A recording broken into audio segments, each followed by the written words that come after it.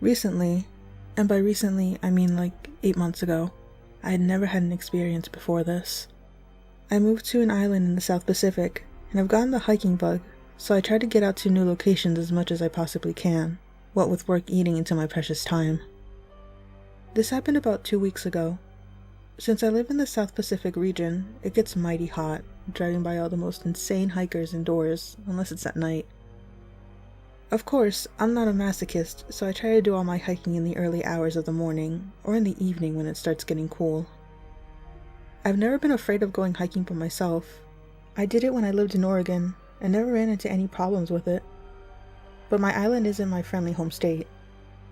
I always carry pepper spray, and when I used to go hiking in Montana and Wyoming, would sometimes carry a handgun to ward off anything I couldn't take on, whether it was a bear or person, but I had always gotten off considerably lucky. I got to the trailhead at about 6:30 in the evening. The trail was called 1,000 Steps, but in all honesty, it was mostly just a walk straight down to the cliff, and then a grueling journey back up. I didn't want to go, but my dog, Mad Moxie, needed to be walked, and I had done the hike so many times I could probably do it in my sleep. The first thing I noticed when I pulled up was an old, rickety, rusted-out blue pickup truck with a big plastic tarp over the bed to keep out the rain. These are pretty common on the island, affectionately earning the name Guam bombs. I didn't think much of it as I hooked up Moxie and started heading down the trail, trying my best to ignore the mosquitoes that were making a meal out of my exposed neck. Heading down the trail was relatively easy, avoiding the banana spiderwebs. I felt the stress of my day slowly unwind as the underbrush grew darker and night approached. I made it all the way down to the water's edge, when I noticed a man standing about 100 yards away. It was dark enough now that I could only see his silhouette, so I have no idea if he was looking at me or at the water, but I chose to ignore him and instead pull Moxie's ball from my backpack and throw it for her a few times to get all her wiggles out. After some time, the man started walking over to me and stopped maybe about 10 feet away. Now, I'm not a tiny waif of a woman. I'm 23 years old and I stand at about 5'6", and this guy was just a couple inches taller than me. But most of the locals were on the smaller side. But something about him just felt weird. "Evening." "Evening," I greeted as he nodded and looked down at Moxie, who had just returned from running after her ball. I stooped down to pet her now sweaty head as the man kept his eyes trained on my dog. "Can I help you, sir?" "Pretty dog," he responded mildly. "You alone?" "I have my dog," I said lamely, trying to sound braver than I was feeling. "I'm never alone." I tried to emphasize on the fact that I had my dog with me, but the man seemed unfazed by my statement. "Oh, have a good night." With that, he turned around and started walking back towards the trailhead. I watched his shadow disappear into the trees and waited for about half an hour before I too started walking back towards the path, my mind on high alert as Moxie pulled me through the trees and up the cliffside. The crickets pierced the night as I climbed the steps, illuminated by my flashlight. My hands were full with Moxie's leash and my light, but you could bet your buns that I would have pepper spray out if I had an extra hand. Finally, my lights pierced the trees at the top, and I practically booked it up the hill. When I got to the top, I nearly shat myself. The rusted blue pickup truck was sitting in the parking lot still, but their passenger side door was practically touching my car's driver's side. Inside the car, I could faintly see 2 men sitting in the cab, and I could feel them watching me. Slowly, I approached my car, walking as far over to the passenger side as I could, and kept Moxie with me as close, as I opened the door and crawled over to the driver's side. At that moment, the door of the pickup truck flew open and my dog started going apeshit, barking at the 2 people who were now outside of their car and trying to break into mine. Hard in my chest, I rammed the keys into the ignition and tore out of the parking lot so quickly I nearly took my mirror off. I called my mom as soon as I got home and she begged me to call the police. Unfortunately, the police here on the island aren't as vigilant as they are in the mainland, and that area is known for car thefts, mugging, and other debaucheries, as I learned from my coworkers later that week. Earlier this month, another girl actually disappeared from the area without a trace, and it makes me wonder if the men in the blue pickup truck didn't have something to do with it. If I hadn't had Maxie with me, would I have been mugged? Or worse? If I learned anything from this experience, it's that for my lady hikers, please always take pepper spray with you, go hiking in groups, and always let someone know where you're going. It might save your life someday. And to the men in the pickup truck, let's never meet again.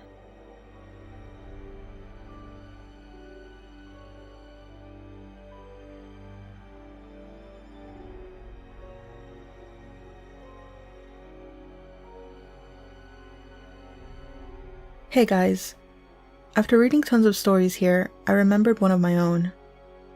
This might not be as intense as some of the other stories here, but I thought I would share regardless. This happened a year ago when I was working as a pizza deliverer. I often worked late at night, and despite other women being sexually harassed on the job every now and then, I never felt very nervous when delivering. Anyways, this happened at around 11 p.m. I was delivering to a house, and as I arrive, I park out the front. Now, there are two things you should know from here. 1. The pizza is on the passenger side, and 2. This is an Australian derelict suburb. So, I get out of the car and immediately notice this 20-something-year-old guy standing on the opposite side of the road facing me. This being a derelict area, and with me being rushed, I thought nothing of it as it's not too uncommon to see derelicts hanging around the streets. But as I started walking around the car to the passenger side, I found him behind me. He asked me what the time was, and I said it was about 11-ish. This still didn't have me on edge, as I was used to this kind of stuff. But as I was opening the door to get the pizza, a jolt of suspicion came over me as I noticed he was still behind me, not saying anything. Looking back at it now, I find it unnerving at how subtle the feeling was, and how close I was to ignoring it, but I'm glad I didn't.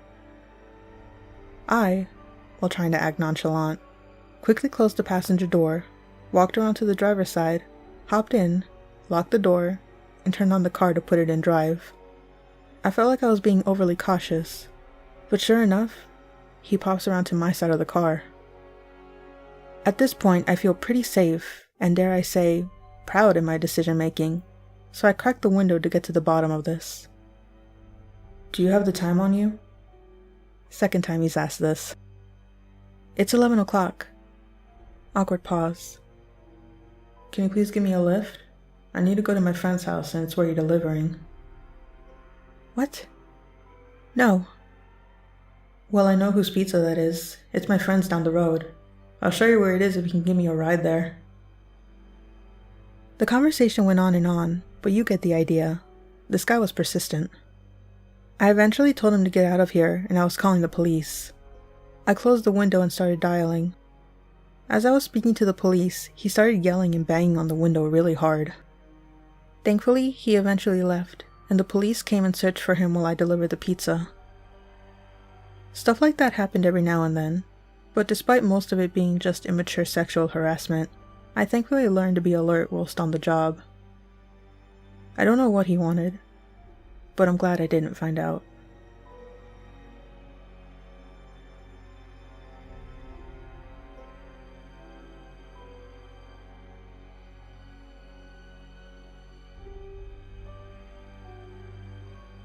Picture it.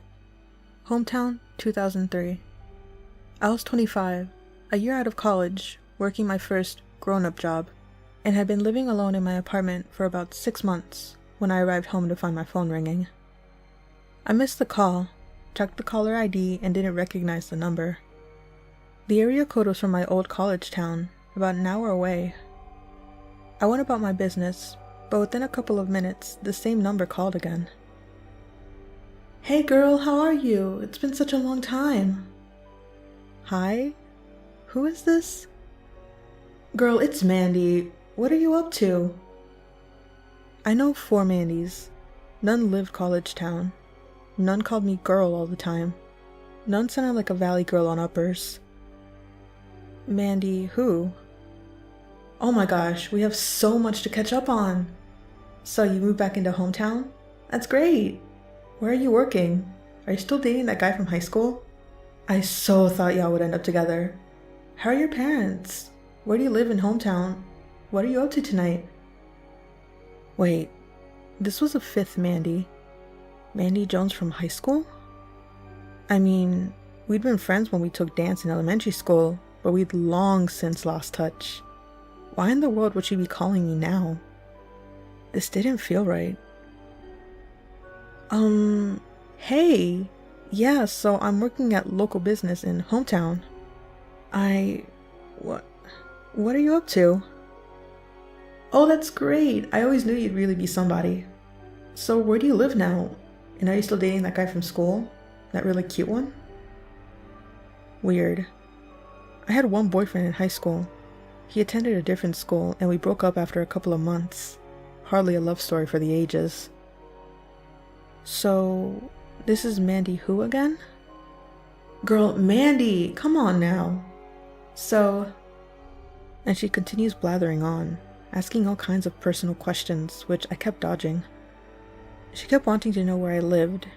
Answering hometown wasn't enough. And what about that cute guy from school? And what about the cute guy from school? Okay, look. I don't know who you are and I have no idea how you got this number. Mandy Roper. Girl, I know it's been a while, but you should know that we played volleyball together. You wrote this number on my yearbook, and I just came across it and I thought we should catch up. All the red flags. A few things you should know about Mandy Roper. 1. She sounds less like a chirpy valley girl and more like someone who started smoking a pack a day at age 4. 2. While we did play volleyball, and softball and all the other balls, together, I guaranteed that if you asked her, Mandy would tell you that we played basketball together. Mostly because... 3. Basketball is the reason Mandy Roper hated my guts. I was one of a handful of freshmen on the varsity team, and within 2 weeks of joining the team, had made an enemy of the scariest bitch on the team. It's a very long, very silly teenage girl drama that isn't relevant to the rest of this tale. Just keep in mind that Manny would rather have told me to go fuck myself with a rusty spork than have tea in a chat. Anyway. 4. I'd gotten that phone number when I moved into my apartment 6 months prior, so I couldn't have given it to her in high school. Also, I would have faked my own death before purposely giving that crazy lady my number. So I told Mandy Roper as much. You don't sound like Mandy Roper. I couldn't have given you this number in high school because I've only had it for a couple of months. And Mandy Roper hates me. She is the last person who would ever give a crap about what I'm doing right now. Who is this really? Seriously, who are you? Fuck you. Click. Over the next week, maybe 2, I had several hang-ups at my office, and the rose was left on my doorstep that my then-boyfriend denied having left. I was literally clueless about stalking and harassment and whatnot, so I wasn't really sure what to do. After it seemed the hang-ups were going to stop, I called a friend who still lived in College Town and asked her cop husband what to do. He took the number and looked it up for me, then called the house. The most he could figure out is that it was a little old lady who lived alone and seemed thoroughly confused by the whole story and swore no one else could have used her phone. My dear, dear friend Mandy must have been someone close to the little old lady though, because all of it stopped after he made that call. It wasn't until years later that I realized why someone chose to pretend to be Mandy Roper. We played volleyball together one single year, and it just so happens that we were seated next to one another in the team photo in the yearbook. We were both smiling in that pic. We'd simply gotten used to ignoring each other by then. So, someone somewhere got their hands on an 8-year-old yearbook from someone I went to school with, looked me up, picked the person sitting beside me in a team photo, then called and harassed me for a couple of weeks. I sit here, 14 years later, still unclear on the who, what, when, where, why, and how. But Mandy Roper? Let's not meet. P.S. I figure there will be questions, so here are my answers. I have no reason to think cute boy from high school was actually involved. Seriously, we'd broken up nearly 7 years prior and had no contact after we graduated. I initially thought it was college ex's ex Becky, who he had dated before me and had always disliked me. She still lived in College Town, but I could never tie her to little old lady and the phone number in question. Also, college ex swore Becky was way too timid to try something like that. She'd be more likely to cry and write volumes of poetry while listening to Jewel. I eventually, belated of course, realized it had to be a direct result of dating then-boyfriend Joe Dirtbag, because I'm fairly certain he had a girl in every port, so to speak, and most of them were as crazy as a cat in heat. Mandy Roper faded into the ether. I do see real Mandy Roper though. We avoid one another in the grocery store. She still looks like she wants to hunt me down and stuff me in a locker.